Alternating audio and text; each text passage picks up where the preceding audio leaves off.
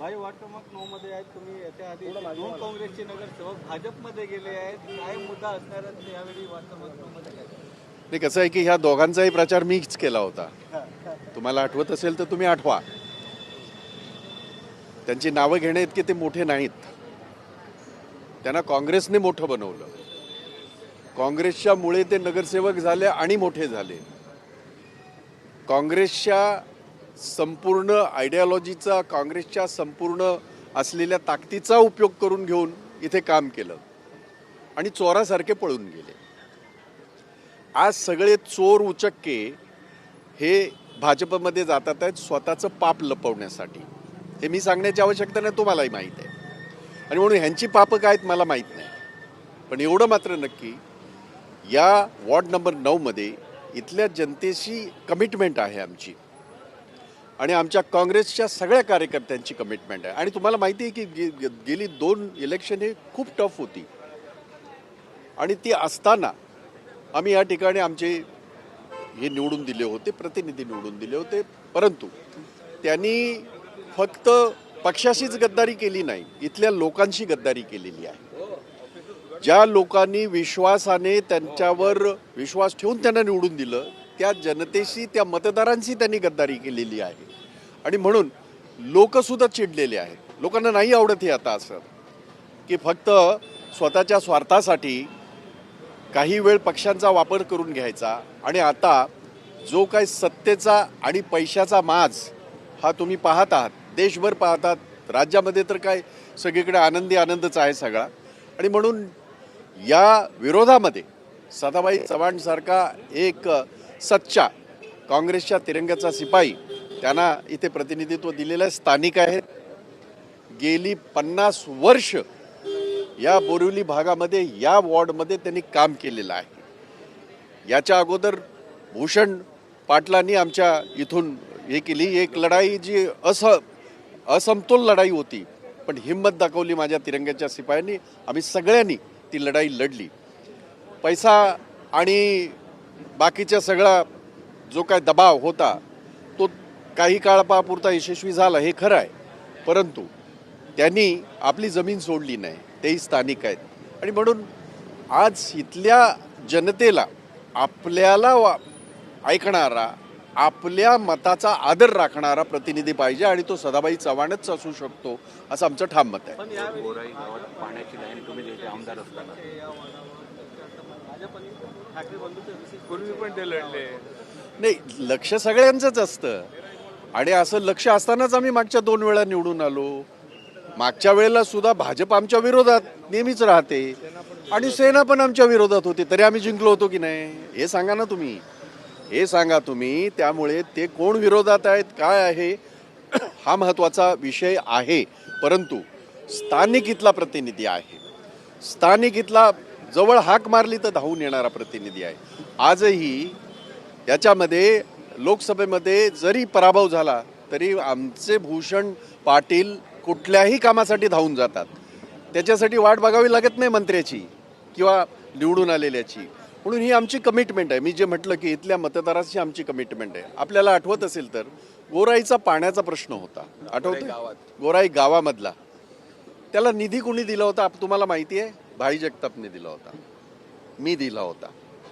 आणि त्याच्या माध्यमातून ती गोराईची जी पाईपलाईन तिथल्या या गावातल्या सगळ्या लोकांची, तिथल्या कोळी समाज असेल, तिथला आगरी समाज असेल, तिथला जो आमचा आदिवासी पाडा असेल, शिवाय तिथला आमचा ख्रिश्चन समाज असेल, पाण्याची प्रचंड तिथे हे होती. आणि त्यावेळेला आमचा प्रतिनिधी होता.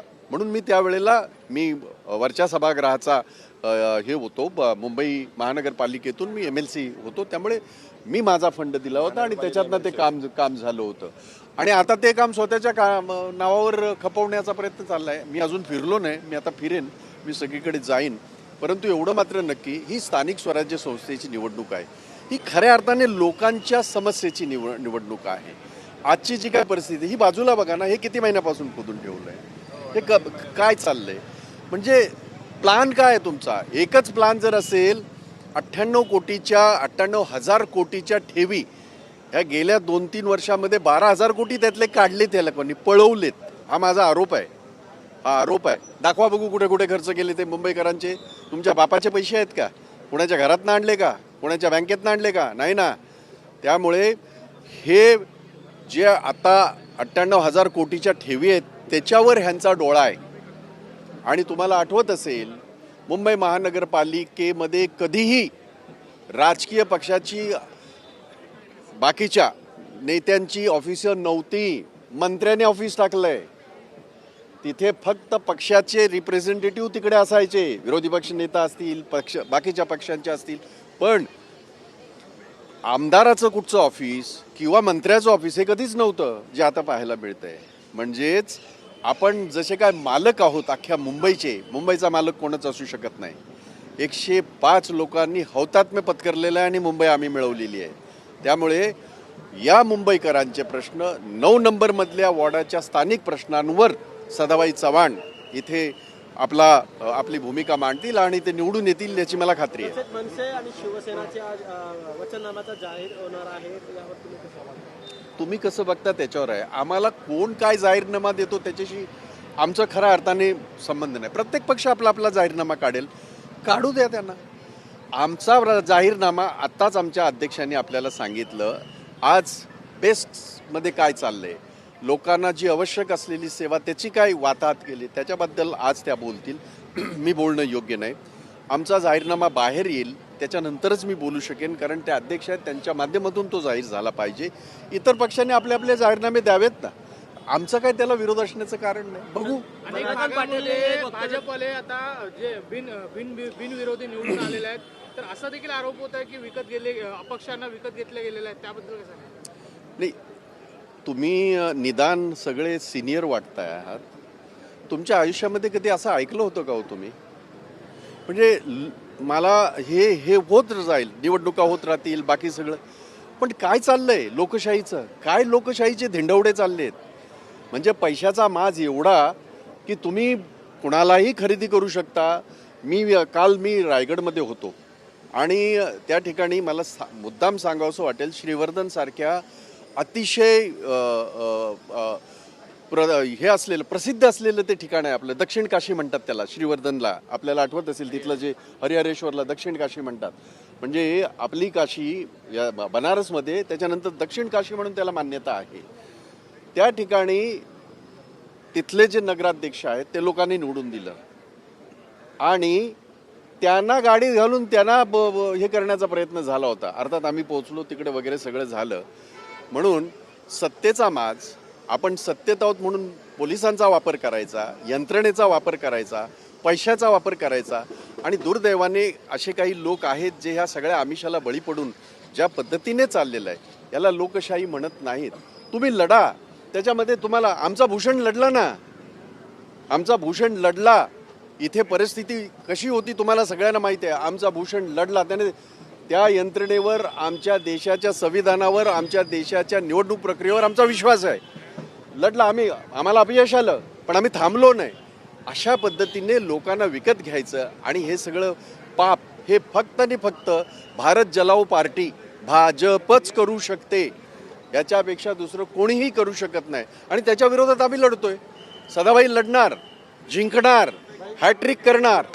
एक शेवटचा प्रश्न आहे की चंद्रकांत दादा पाटीलने एक अजित पवारांना एक सोडवलेला आहे की एवढं मुख्यमंत्री आणि गृहमंत्री आमच्याकडे आहे. असं आहे की ते मागच्या वेळेलाही होते, आताही आहेत. चंद्रकांत दादांना माझं एक सांगणं आहे की नाही, पूर्ण विचार सर, पूर्ण विचार. तू काहीतरी चुकलंय, ये परत, तेवढं कट करा रे परत. दुसरा प्रश्न असा आहे की मराठीचा मुद्दा घेऊन ठाकरे बंधू उतरले आहेत. भाजप हिंदुत्व आणि विकासाच्या मुद्द्यावर उतरले आहेत. महापौर कोण होणार याची जोरदार चर्चा आहे. तुमचं काय म्हणणं? एकतर आपल्याला हे माहीत असेल, काँग्रेस पक्षाची आयडियॉलॉजी आहे. आम्ही देश प्राथमिक मानतो, त्याच्यानंतर प्रदेश मानतो, त्याच्यानंतर आपण वॉर्ड म्हणू किंवा ह्या सगळ्या गोष्टी. हे काँग्रेसची आयडियॉलॉजी आहे. माझा देश हा आम्हाला सर्वोपरी आहे, माझा प्रदेश मला सर्वोपरी आहे आणि मग माझा वॉर्ड असेल आणि माझं सगळं, मी कुठल्या जातीचा असेल. काँग्रेस हे सगळं मानत नाही. काँग्रेस सगळ्यांना बरोबर घेऊन जाण्याची भूमिका स्वातंत्र्याच्या नंतर आणि स्वातंत्र्य मिळवून दिल्यानंतर ही केलेली आहे. आम्ही ती भूमिका घेऊन जाणार. प्रादेशिक पक्षांची काय भूमिका आहे ते त्यांनी सांभाळावं. पण एक गोष्ट मात्र तुम्ही प्रश्न विचारला म्हणून सांगतो, काँग्रेसचाच महापौर बसेल किंवा काँग्रेसच्या मदतीशिवाय मुंबईचा महापौर होऊच शकणार नाही हे सांगतो. आणि त्याबरोबर पुढेही सांगतो, भाजपचा महापौर होऊच शकत नाही मुंबईमध्ये, खात्रीपूर्वक सांगतो. आमच्या नादी लागू नका, आमच्याकडे मुख्यमंत्री आणि गृहमंत्री आहेत असं वक्तव्य केलेलं आहे चंद्रकांतदादा पाटीलने. आणि ते सुनावण्यात आलेलं आहे अजित पवार यांना. यावर कसं बोलू? आजूबाजूला बसतात तेव्हा कानात जाऊन सांगा ना. तुम्ही आजूबाजूला मांडी लावून जेव्हा बसता त्यावेळेला निवडणुका बघून हे सगळं जे काय करताय ते बरं कानामध्ये सांगा की मुख्यमंत्री तिथेच बसतात आणि चंद्रकांत पाटील तिथेच बसतात. ह्या सगळ्या धमक्या नका देऊ, लोकशाहीमध्ये नाही चालणार. तुमचा हा आगाऊपणा, तुमचा हा माज जनता उतरवेल. तुम्ही कितीही EVMचा वापर केला, तुम्ही कितीही वोट चोरी केली तरीसुद्धा तो दिवस दूर नाही. तुमचा हा माज भारतातली जनता, महाराष्ट्रातली जनता, या बोरिवलीमधली जनता, मुंबईची जनता तुमचा माज उतरल्याशिवाय राहणार नाही.